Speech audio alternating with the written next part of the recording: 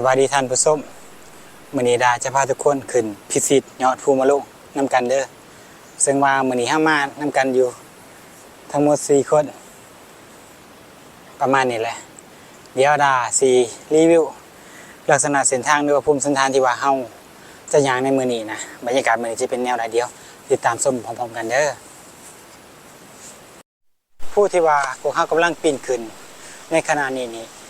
มีความสูงจากระดับน้ำทะเลประมาณ 1,245 เมตรเลยกามีความสั้น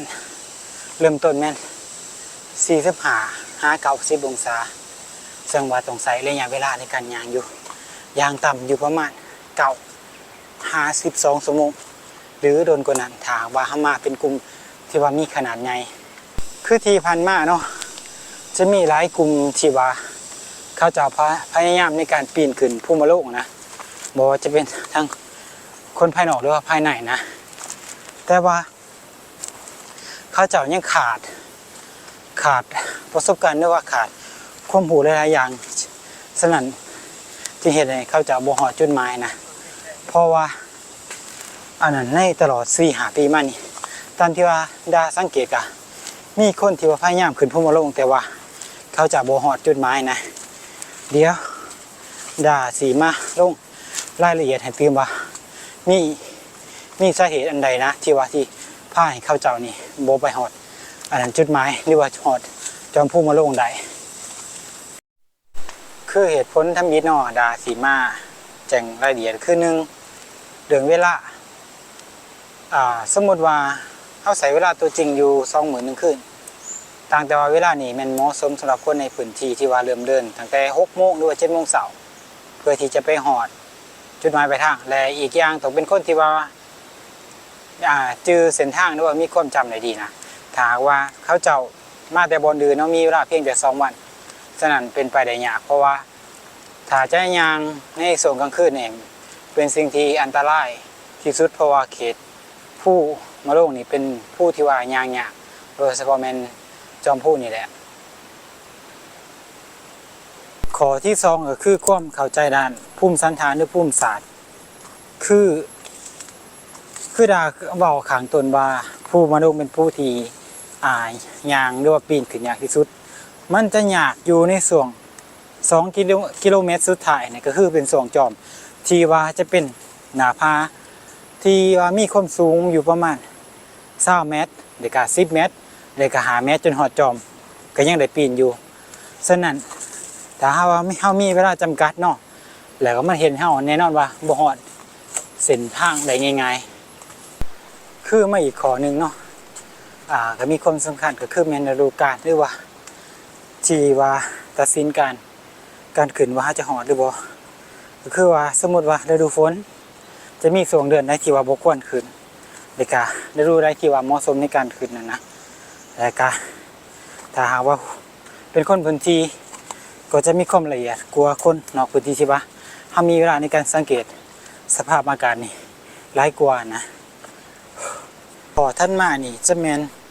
การเลือกใส่อุปกรณ์บ่ว่าจะเป็นกระเป๋าบ่การจัดเก็บอุปกรณ์อาหารการกินที่ว่ามันจำเป็นเลยก็อุปกรณ์ที่ว่าช่วยในเรื่องการเซฟตี้ก็คือช่วยดึงเวลาขึ้นหน้าผาก็เป็นสิ่งที่ว่าจำเป็นถ้าว่าเฮาเป็นคนหนึ่งที่ว่ามีทักษะในการปีนแล้วก็บ่มีความคือความหมายว่าเฮาพอปีนได้อาจสิเสื้อกางเก่าอาจสิบ่จำเป็นทำไรปานใดแต่ว่าถ้าว่าคนที่ว่าปีนบ่ได้แน่นอนว่าต้องช่วยดึงกันไปทีละคนว่าจุดที่ว่ามันยากบ่ว่าทุกคนจะปีนได้มื้อนี้ดาก็มากันกับเมียซึ่งว่าเป็นครั้งทำอิฐที่ว่าพาเพิ่นขึ้นมาซึ่งว่าดาได้มาก่อนแล้ว2 ครั้งนะแต่ว่าถือโอกาสมีเวลานะก็เลยว่าพาเพิ่นขึ้นมาเลยเพราะว่าคันวิทย์เดือนนี้ไปเดือนตุลานี่เฮาจะมีเวียกหลายขึ้นนะก็เลยว่าพามาเลยตอนนี้พวกเฮากำลังย่างใกล้จะฮอดกองหน้าผาเลยทุกคนซึ่งว่าอีกจักหน่อยก็ย่างใกล้หน้าผาซึ่งว่าหน้าผาจะมีความสูงอยู่ประมาณ700 เมตรจากระดับน้ำทะเลซึ่งว่าความสูงนี่ก็เฮายางไกลครึ่งเลยเนาะของความสูงที่ว่าเฮาขึ้นไปหอจอมัน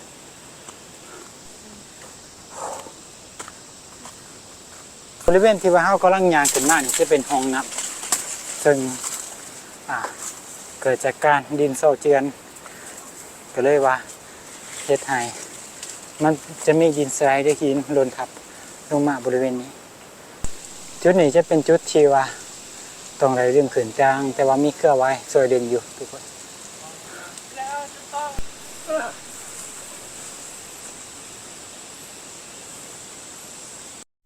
มาวันนี้เฮากะมาหอดกล่องหน้าฟ้าซึ่งว่าเป็นน้ำตกจุดนี้จะเป็นจุดที่ว่าเฮาสามารถแง่ไปเบื้องนั้นจุดหนึ่งเด็กทางเมืองอีกจุดหนึ่งซึ่งว่าได้จะเลือกย่างไปเส้นนี้ตอนนี้เฮากำลังขึ้นมาหลังเพียงทุกคนซึ่งมาเป็นทางที่ว่าค่อนข้างที่เพียงแต่ว่าจะคอยไต่ระดับไปเรื่อยๆ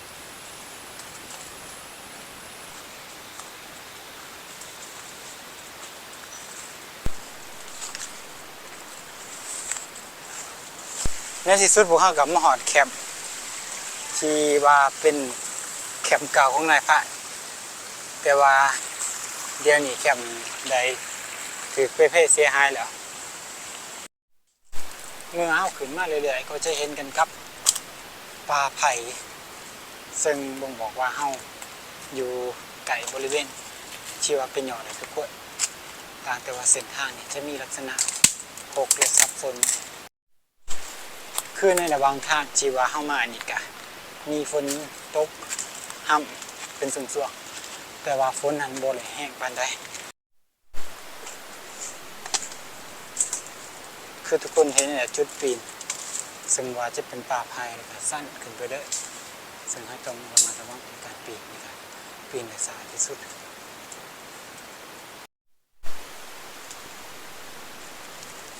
จุดที่ว้าวคืนนี้มีหมอกปกคลุมเป็นจำนวนหลายทุกคนซึ่งเฮ็ดให้มีความชื้นและก็เฮ็ดให้เปียกซึ่งว่าการย่างลำบากหลายในโซนนี้ทุกคนว่าจะเห็นมีหมอกที่ว่าปกคลุมตึกหนาหลายซึ่งว่าเฮ็ดให้เฮากำทิศทางด้วยว่าจุดที่ว่าเฮาจะไปยาก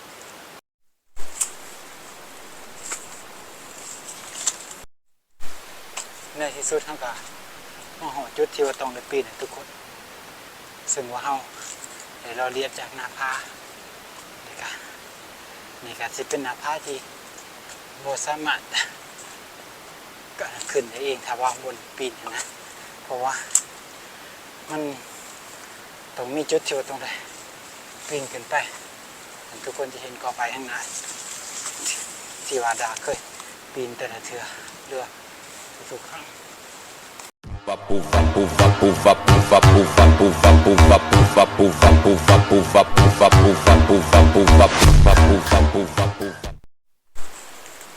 หลังจากที่ว่าปีนขึ้นมาแต่หน้าผาเนาะทุกคน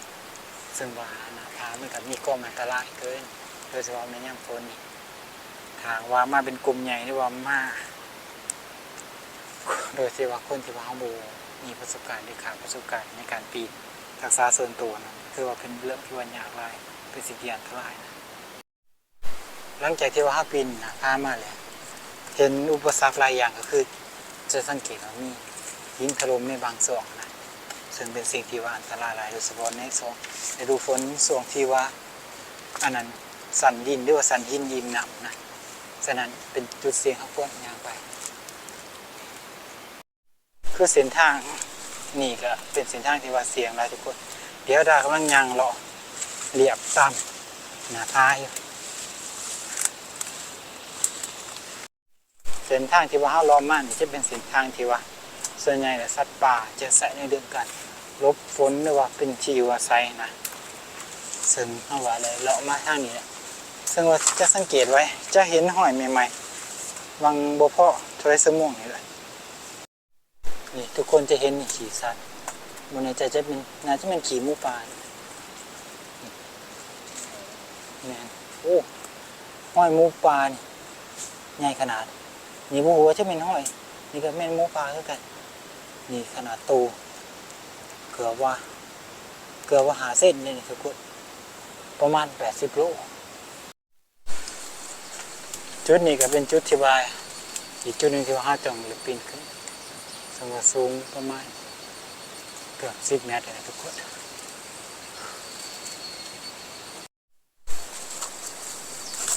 เรื่องรถ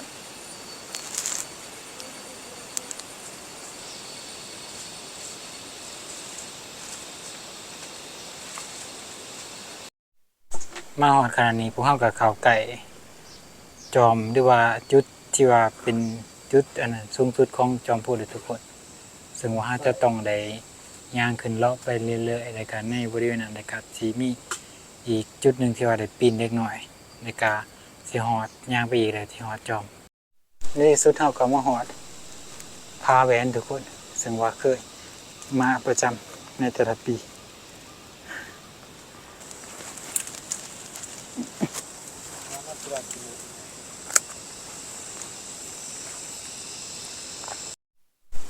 นี่ก็เป็นอีกจุดหนึ่งที่ว่าเฮาจะต้องได้ปีนขึ้นเส้นกันซึ่งว่าจะเป็นจุดเกือบว่าเป็นจุดสุดท้ายที่ว่าก่อนจะหอดจอมนะจะปีนขึ้นกอไผ่ไป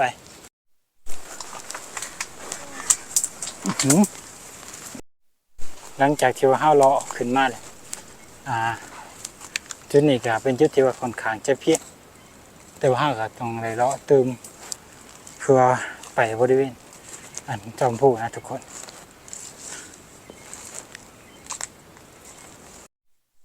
นี่อีกโอ้โหเท่าไร100 เมตรก็จะหอดจอมเลยทุกคน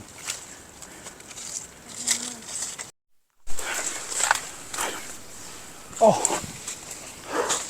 แกเลยทุกคนโอ้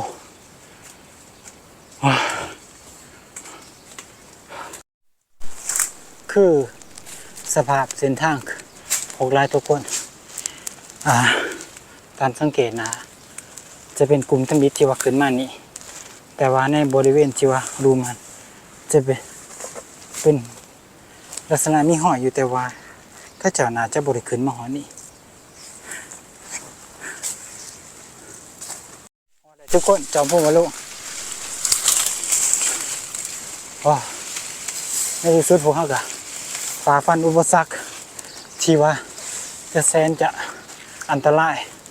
เพื่อที่จะมาพิสูจน์จอมพูแห่งนี้หอดเด้อเดี๋ยวดาจะคอยขึ้นไปจุดชิวเบื้องขวาออกเบื้องขวาเลยเดี๋ยวจะให้เบื้องนี่มันมุม300เกือบ360 องศาทุกคนที่จอมพูมาลงเบื้องนั้นจะแมนเมืองปักเซ่หรือผู้บาดเจียงสภาพของแต่ละคนทุกคนเปื้อนทั้งรัวทั้งลายเองยับเย็นยับเป็นยับนะคือการมาฤดูฝนเนี่ยแหละมันเป็นสิ่งที่ว่าหยากแห้งแต่กับเป็นสิ่งที่ว่าท้าทายถ้าว่าคนที่ว่าบ่มีกำลังแขนกำลังขาในการปีนแน่นอนว่าเป็นไปให้ได้ยากนะฉะนั้นฝากเป็นขอคิดที่ว่าใครจะมาโดยเฉพาะเป็น2 ฤดูฝนหรือว่าปลายฤดูฝนนี่ให้คิดเพื่อว่าเป็นแนวทางในการมาบ่ให้มาเป็นผู้ประสบภัยคือพวกเฮาอีกนะขนาดนี้เวลาเกือบ3 โมงครึ่งเลยทุกคนซึ่งว่าเฮามาฮอดแท้ๆมันเวลาประมาณ3 โมงตรงซึ่งว่าไวกว่าสถิติที่ว่าดามาวังปีก่อนแม่น4 โมงครึ่งซึ่งเนื่องจากว่าเฮาเคยมาเนาะมันก็เลยว่าขนาดบ่สับสนกับเส้นทางก็เลยว่ามาฮอดไปนี่เป็นจุดก่อนที่ว่าขึ้นจุดยอดโงนหินที่ว่าอยู่จอมพูมาโลกนี่แหละซึ่งว่าผู้นำทางเดือผูกมากกว่าหมู่จะต้องได้ปีนซึ่งว่าปราศจากบ่ได้ชื่อว่าสิบ่ปีนเอาเครื่องเรือบด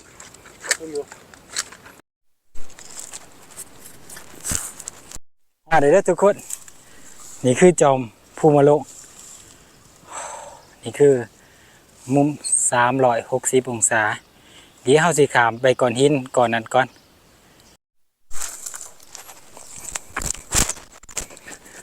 โหลดได้แม่นพร้อมกันเลยแหละ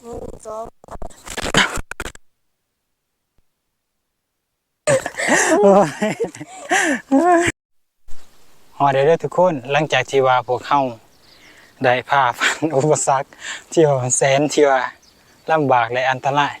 เพื่อที่จะมาพิชิตภูมิโลกในที่สุดเฮาก็มาฮอดแล้วอ้ายนี่ขนาดนี้ก็เวลาประมาณ3:30แล้วซึ่งว่า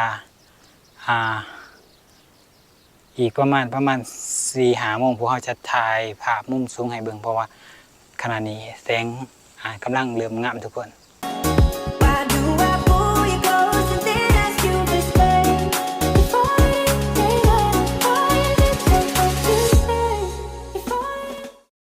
หลังจากที่ว่าพวกเขาได้กางเต็นท์แล้วล่ะพวกเขาสิพากันถ่ายภาพมุมสูงให้ทุกคนเห็นเด้อเดี๋ยวออกกัน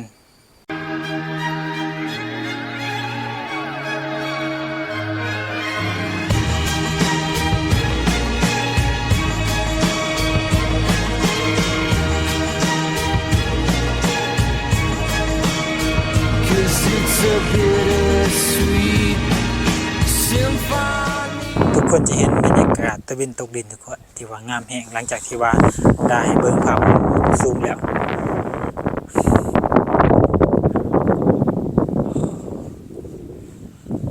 หลังจากที่ว่าพวกเขาได้กางเต็นท์และก็ถ่ายรูปอหยังแล้วนี่เป็นอาหารแรกของพวกเขาเลยทุกคนซึ่งว่าเป็นกินพวกเขาเฮ็ดกินแบบง่ายๆเรียบง่ายเพราะว่าพวกเขาบ่ได้ดังไฟเฮ็ดหยังกินหลายแต่ว่าพวกเขาก็ยังมีอาหาร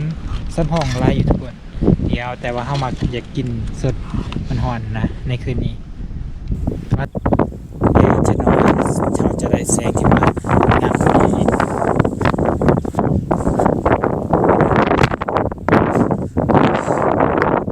งามแห้งตะเวนตกดินตะเวนขึ้นตะเวนตกดินก็งามเหมือนกัน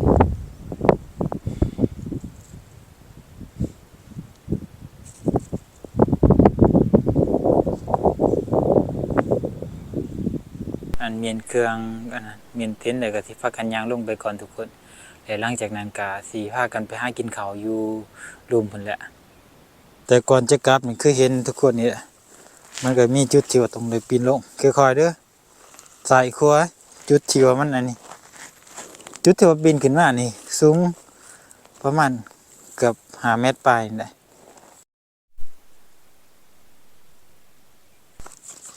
ซึ่งว่าต้องอาศัยทักษะในการปีนนี่พอสมควร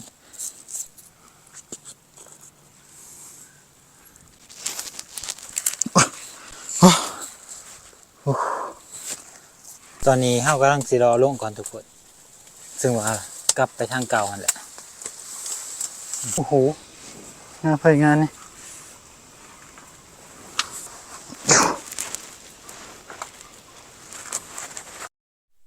นี่เลยทุกคน